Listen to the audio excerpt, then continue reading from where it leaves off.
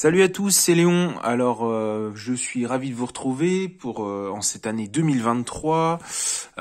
Nous sommes fin avril et donc il s'agit du premier retour vide-grenier de l'année en ce qui me concerne. Alors, retour de vide-grenier, ça démarre tout doucement, hein. Bon, c'est un peu difficile d'ailleurs puisque maintenant il y a un bébé à la maison, donc pour se réveiller le matin quand les nuits sont découpées par des pleurs, c'est un peu compliqué. Voilà. Donc, des vide-greniers, il y en a déjà eu quelques-uns. Alors la semaine dernière et puis la semaine d'avant. Alors la semaine d'avant, c'était grosse charge de travail, donc pas évident, donc j'ai pas pu m'y rendre. Cette semaine, enfin la semaine dernière, il y en avait, mais alors avec les pleurs de bébé, impossible de se lever. Finalement, des péripéties, et puis je me suis retrouvé à y aller. Du coup, vers 16 heures, donc inutile de vous dire que c'était complètement inutile. Il y avait plus rien, puis en plus il y avait plus, donc il y avait un sale temps, et donc les gens se sont mis à partir. Voilà. Donc cette semaine, charge de travail a un peu baissé et donc j'ai pu me rendre dans les vide-greniers. Alors hier samedi, j'y suis allé. Bon, au final, quasiment pas de jeux vidéo, j'ai quasiment rien trouvé. Vide-grenier en intérieur et puis une petite partie en extérieur, donc tout l'intérieur il y avait rien du tout. L'extérieur, je suis tombé sur des jeux de PSP. Alors il y avait un Soul Calibur sur PSP que j'avais jamais vu. La personne le faisait 4 euros. J'avais pas envie de te mettre ce tarif là dans ce jeu là. Et puis ouais, il y avait quelques trucs, mais c'était pas fifou. Voilà. Et donc du coup, je me suis rabattu sur des achats en cash. Voilà. Et donc bon, la PS1 très très cher, pas grand-chose de vraiment extraordinaire. Et donc je me suis rabattu sur ce Prey. Alors je sais pas du tout ce que c'est, mais bon, c'est plus le tarif qui m'a alpagué. Je me suis dit qu'à 3 euros de toute façon, je pourrais pas faire mieux en commandant. Voilà. Donc apparemment c'est un truc d'horreur, voilà, pas extraordinaire. Hop, voilà, il est complet. C'est pour ça que c'était intéressant. Et puis les jeux PS Vita, alors celui-ci pour 10 euros, je l'ai pris. Alors il y avait quelques jeux PS Vita dans ce cache, mais la plupart n'avaient pas de notice. Alors je sais pas du tout si les jeux PS Vita il y a des notices habituellement ou pas, mais là il y avait la notice, donc 10 euros, ça m'a l'air pas mal. Alors ils sont malins hein, dans les caches, hein, puisque là il y avait un brouilleur, pas évident finalement de voir si le prix est intéressant ou pas, mais ça m'a semblé pas mal. Voilà. Donc ça c'était pour la journée d'hier, une journée pas forcément très palpitante. Voilà, il y avait un Tombi 2, 200 euros, mais j'étais pas prêt encore à casser la tirelire pour ce jeu-là qui fait pas partie des jeux de ma jeunesse. Donc mettre 200 euros pour Tombi 2, non, pas envie pour le coup. Voilà. Et donc ce matin, j'ai enfin réussi à me lever à une heure correcte, enfin à une heure qui m'a permis d'arriver à l'ouverture du vide-grenier. Et donc à faire ces vide-greniers. Donc aujourd'hui, 2 de prévus dans le périmètre géographique, dans mon périmètre.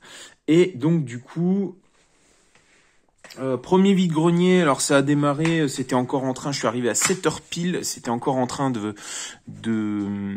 déballer. Et ce vide-grenier, donc, pas grand-chose. Alors il y a une dame qui vendait pas mal de jeux de 3DS, mais c'était que des jeux entre guillemets de filles.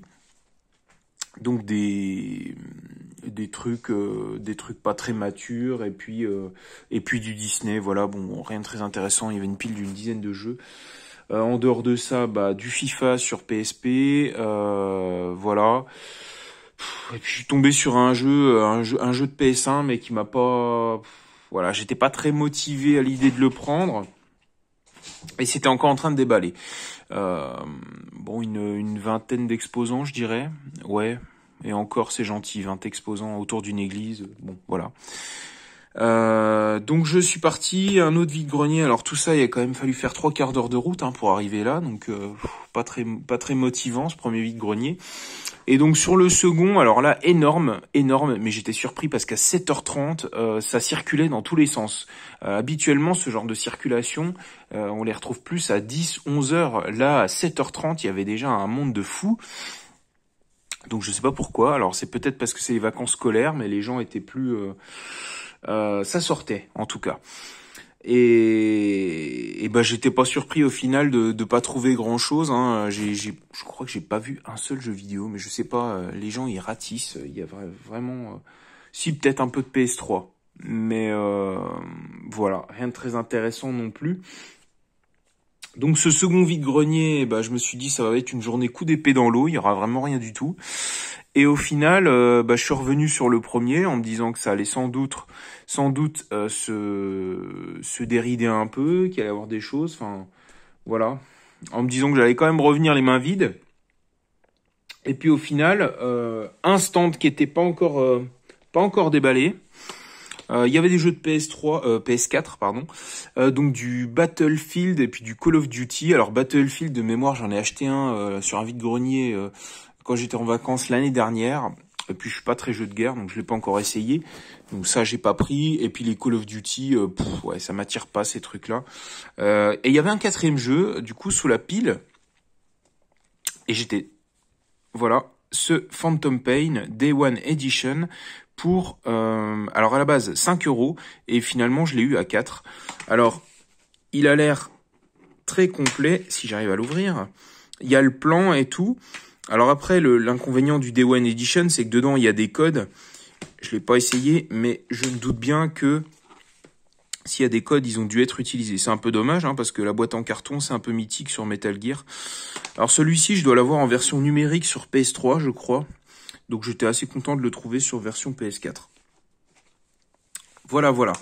Donc ça m'a fait ma journée. Et puis, finalement, je suis retourné sur le jeu de PS1. Voilà, UEFA Champions League saison 99-2000. En fait, je crois que je l'ai déjà. Ouais, c'est le UEFA Champions League 5. Simple, pardon. Je l'ai déjà. La boîte était cassée, donc c'était pas terrible. Puis il y avait des jeux de PS2, il y avait un FIFA 2004 avec, mais j'ai pas pris. Il n'y a pas la notice. La boîte était cassée. Franchement, ça me branchait pas. Mais l'ennui c'est que j'ai tellement de stock et que je n'enregistre les jeux qu'une fois que je les ai essayés, que c'était impossible d'être sûr que je ne l'avais pas. Donc je me suis dit dans le doute, si le prix est intéressant, je le prends, ne serait-ce que pour la boîte. Et donc il était à 2 €, je l'ai négocié à 1, je me suis dit 1 €. Alors la boîte, l'avant est cassé, mais au moins l'arrière, en la démontant, je peux récupérer quelque chose d'intéressant.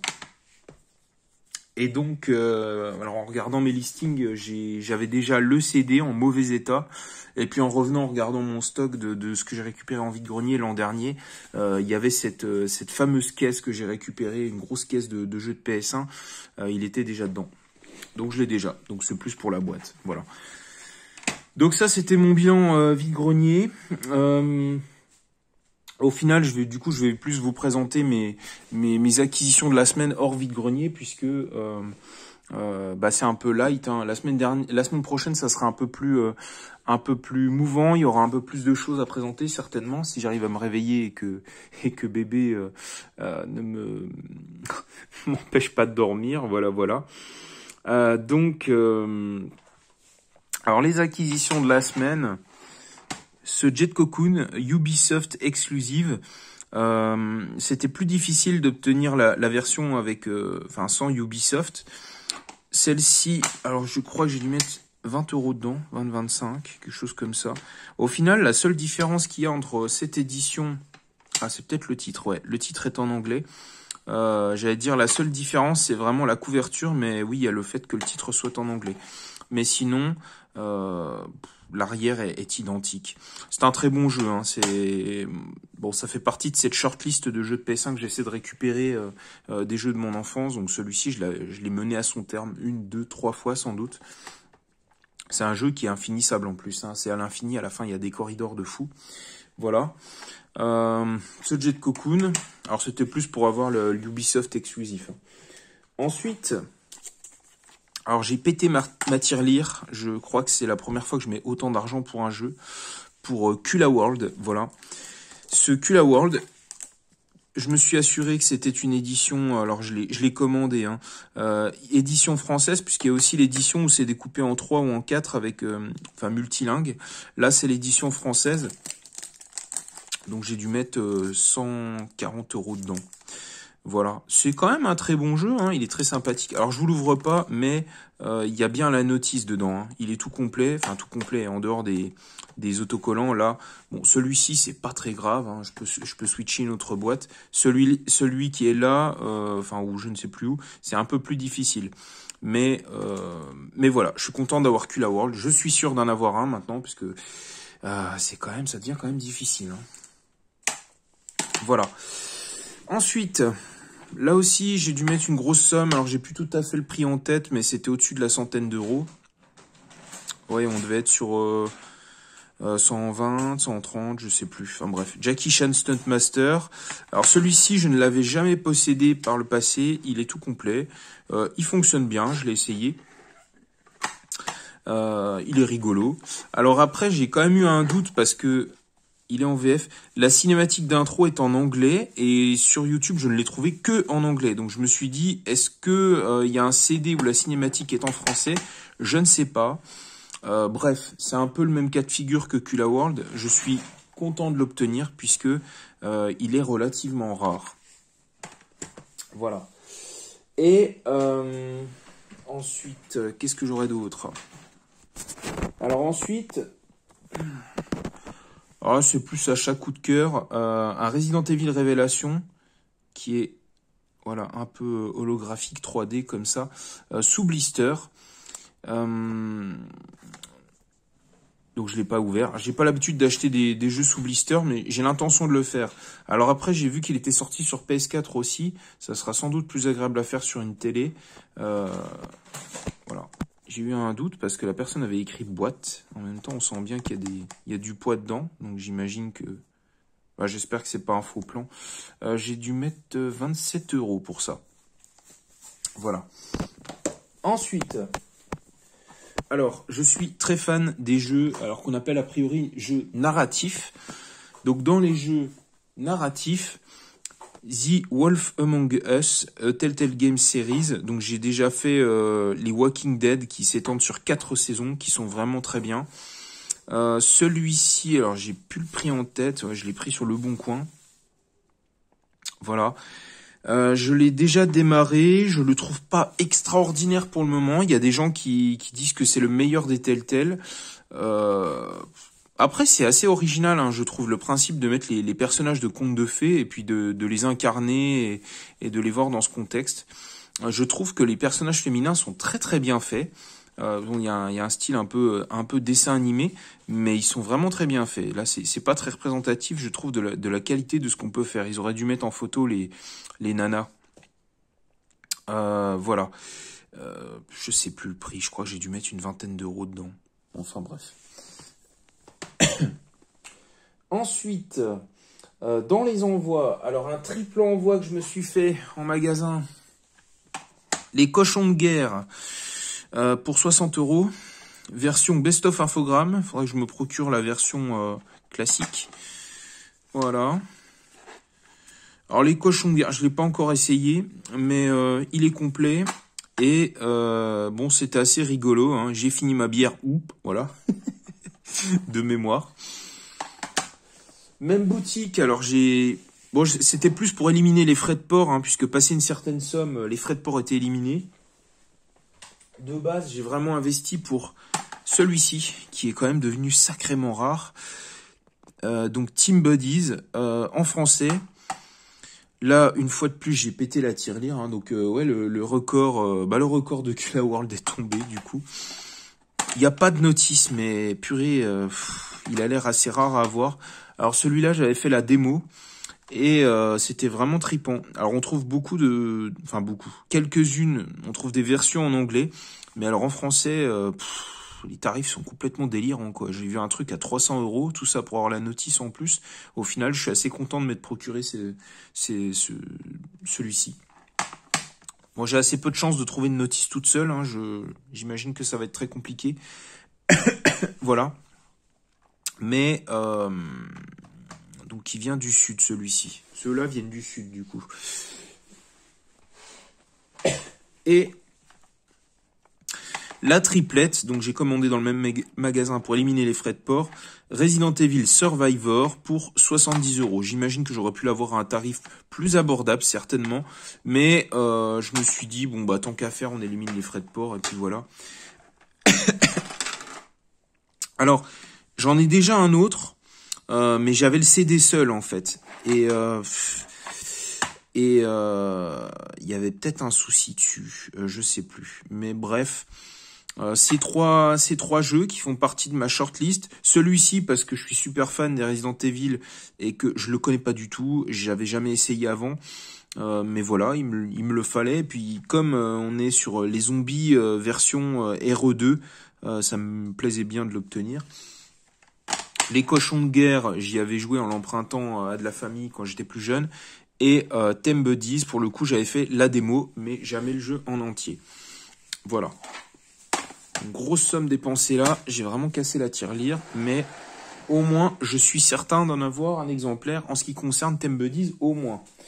Ensuite, alors, même chose. Enfin, même chose. Alors, un jeu qui m'a pas semblé extrêmement commun en VF.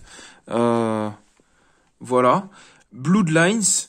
Il est pas très cher, hein. J'ai dû mettre 20 € dedans. Enfin, comparé à avant, c'est certainement plus cher, mais 20 € pour l'avoir en complet. Mais il m'a pas l'air extrêmement commun. En tout cas, quand on fait des recherches sur le net, en VF comme ça, c'est pas, on le trouve pas non plus hyper facilement. Donc même chose. Je suis sûr de l'avoir. Donc ça fait partie de ces jeux aussi sur lesquels j'avais jeté mon dévolu, où j'avais testé la démo plus jeune et au final, je suis content de l'avoir. Et ensuite, là aussi. Alors là, je pense que c'est plutôt une bonne affaire. Alors le jeu est cher, hein. J'ai dû mettre 95 ou 100 € dedans, mais il est tout complet, il est en très bon état. Final Fantasy Origins, je crois que c'est le dernier qui me manquait sur la PS1. Tous les autres, je les ai. Peut-être qu'il me manque... Ouais, il doit me manquer la version FF7 en Black Label, mais je l'ai en Platinum. J'avais zappé ça d'ailleurs, que je ne l'ai pas en Black Label, le FF7. Mais donc c'est pas le dernier qui me manque du coup. Donc FF Origins, c'est FF1 et FF2. Alors ils sont pas extraordinaires, hein. C'est pas des jeux de dingue, mais voilà, il fallait que je l'ai. Et donc il est en super état, vraiment à l'état du neuf pour moi. La notice est nickel et en plus il y a ces petites illustrations. Voilà.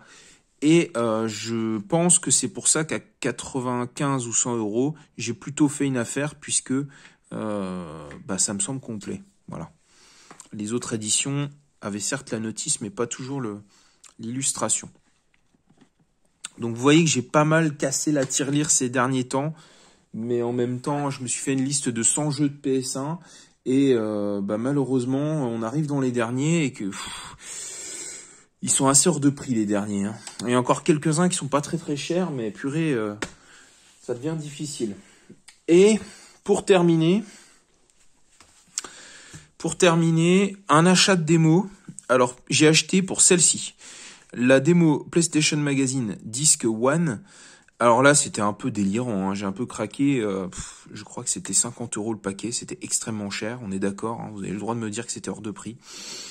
Mais voilà, celle-ci, j'ai beaucoup de mal à la trouver et elle est en super état, voilà. Alors il est possible qu'on trouve la démo seule en loose, mais alors avec ça, c'est quand même difficile, hein.